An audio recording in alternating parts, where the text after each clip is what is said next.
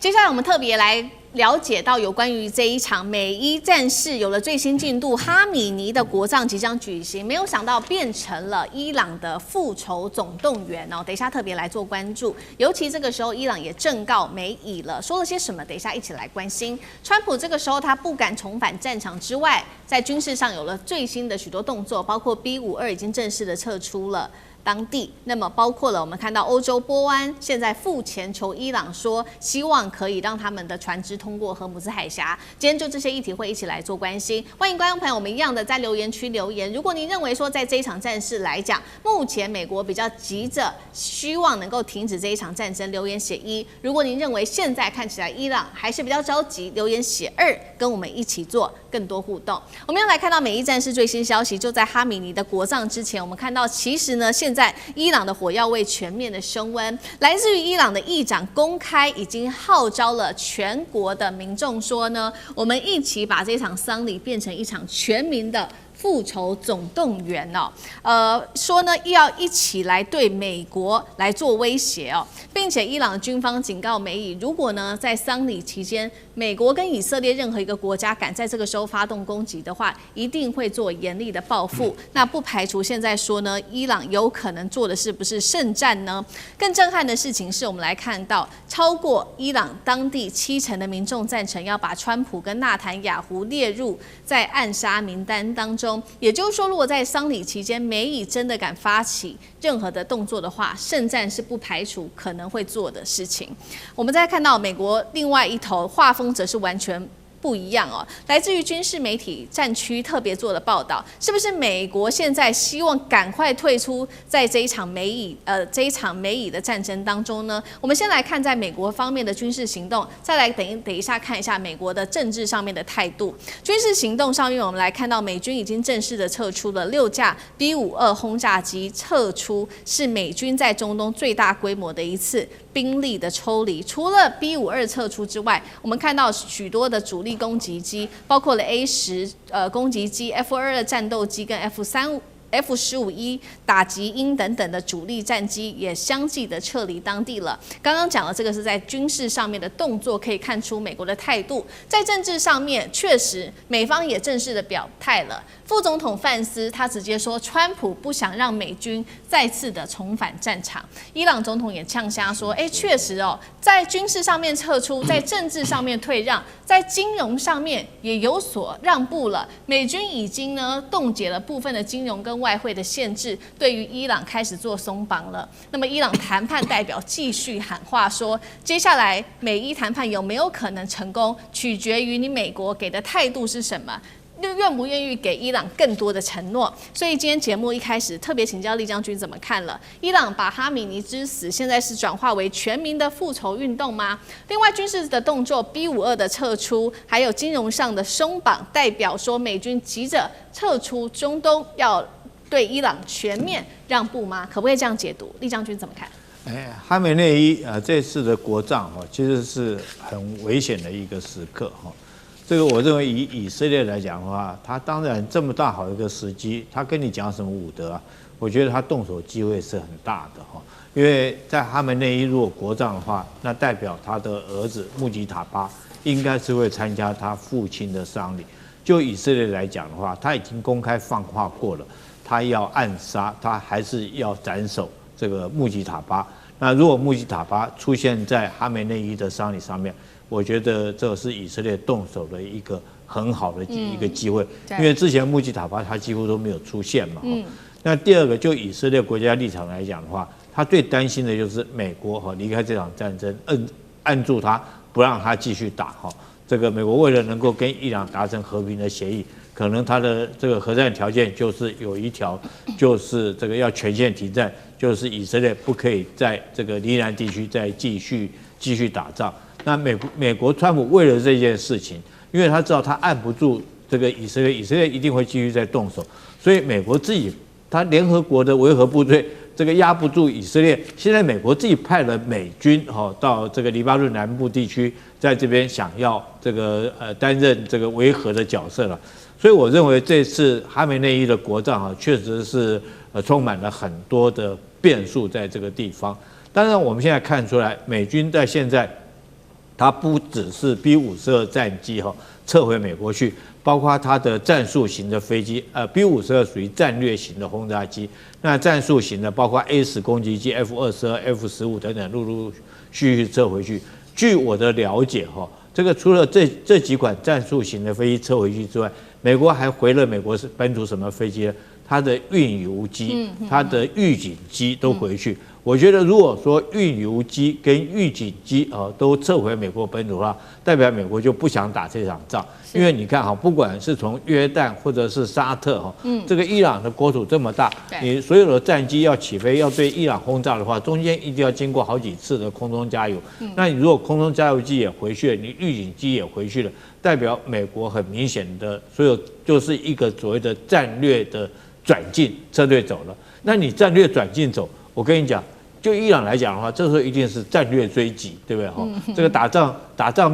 仗不是吃齋念佛的，對不對？你要跑，我一定就追嘛，對不对？你戰略退卻，我就戰略追擊。可是這個伊朗的戰略追擊，不是我指的不是戰場上的戰略追擊，而是它是在談判桌上面追擊。我們看到為什麼這個伊朗這次談判的態度越來越硬？除了你剛剛講的1、4、5、10、11條，這5條是否能夠落實？我跟你講，那就是看伊朗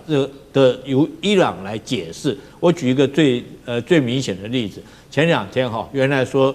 美伊雙方都同意開放荷姆茲海峽，那為什麼伊朗又去攻擊了2次？第一次是攻擊這個長榮貨輪的長利輪。第2次是攻擊一條貨輪，為什麼打這2條船？已經都講好停戰了，這個已經都開放荷姆茲海峽，為什麼伊朗還打？因為伊朗說你沒有按照我規定的路線在走，你走的是另外一條路線，靠阿曼這邊，你沒有按照我規定的路線，我規定是北邊拉拉克島這個地方，那你沒有按照我規定的路線走，我就打你。代表伊朗表示的是說，整個荷姆茲海峽的掌控權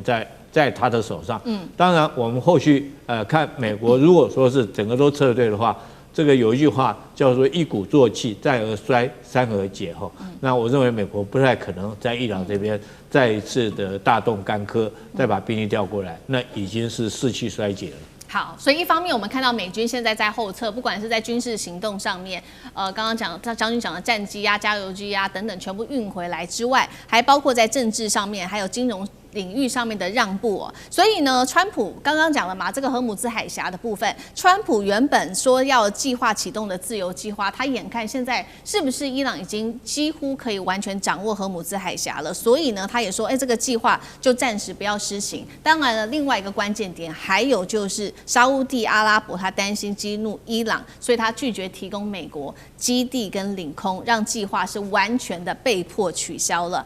其實呢，除了沙烏地阿拉伯之外，其實波灣國家現在看得很清楚，在這一場美伊戰事當中，美國說好要保護他們，結果他們是被炸的第一線戰場，包括波灣國家的這個機場啊、港口、油田、煉油廠、城市全部都炸，反而是美國自己是完全沒有任何事情的。那所以《每日電報》也特別指出，波灣國家現在決定要自己繞開美國，乾脆呢，我自己去改善跟伊朗的關係好了，跟這個伊朗建立比較好的區域安全機制，也代表美國花了數十年時間在中東打造的這個中東秩序出現裂痕了，所以波灣國家只好自己找出路了嗎？張將軍怎麼看？波灣國家這些找出路，他是想到，因為在這個40天的美伊戰爭來看呢，他遭受遲疑之殃，遭受遲疑之殃，這個被受牽連。這個伊朗對美軍駐在的這個中東地區這個國家，美軍在整個中東地區戰前是5萬多人，然後如果加起來，到最後變成8萬多人。這個人住在的包含科威特、卡達、阿聯酋、巴林，也包括了沙烏地阿拉伯，也包括了約旦，甚至還包括敘利亞、伊拉克都要算進去。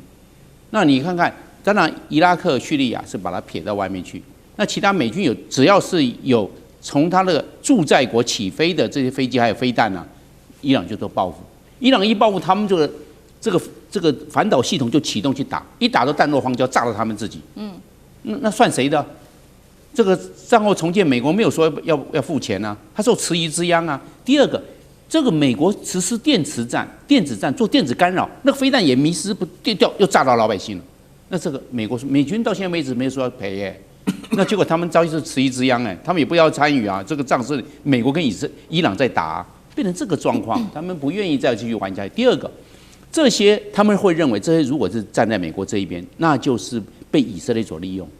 因為以色列跟美國站在一起的。然後現在呢，美國去打伊朗，那你們是幫以色列打，那我在幫你，那我是在幫以色列，他就會這個樣子。因為中東地區以阿戰爭5次，我們講的第4次是1972年，第5次是1982年、1973年跟1982年，1982年最後一次第5次，但是其他零星衝突是不斷的。那大家当初都是我們大家同心协力去打以色列，現在我们大家同心协力去打自己的伊朗嗎？伊朗當時大家都參與他的，都派阿拉伯聯軍呢去打以色列了。那現在我們怎麼可能幫以色列去打伊朗呢？這個有這個歷史背景的因素，他們想說，我不要被以色列所利用，我不要參這一行，你要打你們不要在我這邊起飛去轟炸伊朗。所以他們有這個歷史的因素在這邊。第三個，我們來看戰後都要復建，都要重建，還有我們都要這個戰後的地緣的關係，中東地區，那伊朗就在我們旁邊了，我們要跟他修好。其他的地方是很遙遠，我們要跟以色列修好關係重要，還是跟伊朗關係修好比較重要？當然是跟伊朗關係修好重要嘛。以色列，我們是跟他不搭嘎的，還沒有附設大使館呢，互派大使都還沒有，就知道了。大家都想的是戰後的問題了。地緣的關係要維持個軍事，而且要恢復到歷史的根由，所以他們這個地方原則上對美國來看，他也啞巴說吃黃連有苦說不清，但是原則上他們是不歡迎的。好，所以我們看到整個波灣國家開始改變態度啊，重新希望建立好跟伊朗之間的關係。那另外一方面，有關於荷姆茲海峽呢，我們剛剛說嘛，這波灣國家因為要跟這個伊朗建立好關係，也包括他們現在呢也已經答應了，是不是說未來我們就交給你伊朗，包括這些安全保障費啊、海事服務費，你唯一要做的就是讓我們的船可以平平安安的渡過去而已。那其實我們也看到呢，真正這一場荷姆茲海峽決勝的關鍵，還有荷姆茲海峽，現在美國也提出了一些讓步哦，希望凍結伊朗海外1000億美元的資金來換取荷姆茲海峽恢復通行。沒有想到伊朗不甩哦，他說，荷姆茲海峽的通行不是你美國說了算，是由我們伊朗來做控制的，因為光這個收益哦，在荷姆茲海峽一年可以給伊朗的錢高達了400億美元的收入。荷姆茲現在已經變成這個伊朗很重要的一個戰略的一個核彈了嗎？苑老師怎麼看？解凍1000億的話呢，只夠伊朗2年半控制荷姆茲海峽400億，這個是簡單的數學，國中生就會算。對啊，我必須要強調啊，這裡頭凸顯了一個非常重要的重點，就是美國拿着伊朗在荷姆茲海峽的地位是一點辦法都沒有，而且這個也是最丟臉的事情。因為的話呢，這個川普在攻擊這個伊朗之前的時候，荷姆茲海峽是自由開放的。那個時候呢，伊朗本身呢不敢造次，忌憚於美國的軍事實力。剛剛我們討論過無人機蜂巢攻擊的事情，就全世界無人機最強的3國就是中國大陸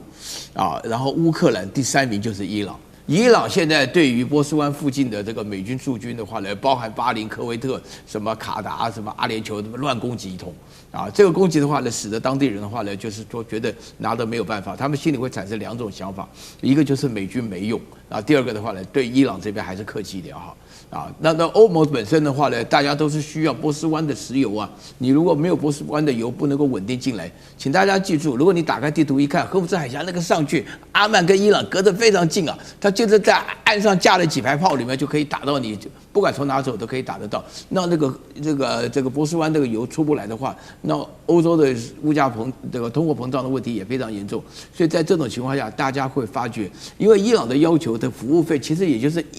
就是一桶石油加1塊錢，反正是加在消費者頭上嘛。那為什麼不確保那個油源呢？你比如說上次長榮出來的那個長利號，對不對？他沒有聽到他的話，裡面就可以打起來了，他以後就不敢動了。現在沒聽說長榮敢動了，為什麼？你一艘油輪的價錢，那開玩笑，你不要打個大洞，你要怎麼用啊？對不對？所以你在這種情況下，大家會覺得說花錢了事，息事寧人，這個就是道理。